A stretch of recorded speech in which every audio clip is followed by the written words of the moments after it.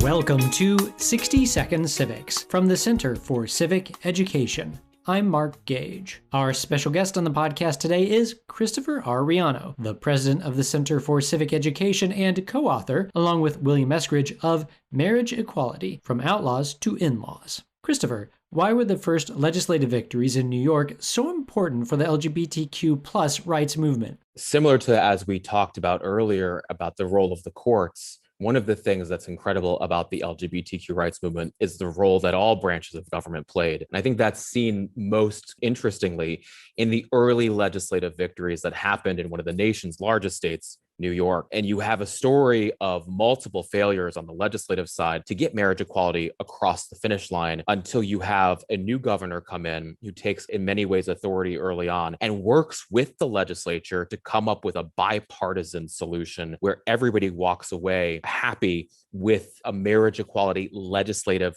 statutory solution. And it's the first time you see that in 2011 that paves the way for other states across the country to follow. So it's not just about courts, it's also about legislatures. Thank you so much for joining us today, Christopher. That's all for today's podcast. Thank you to our sponsor, T-Mobile, the leader in 5G.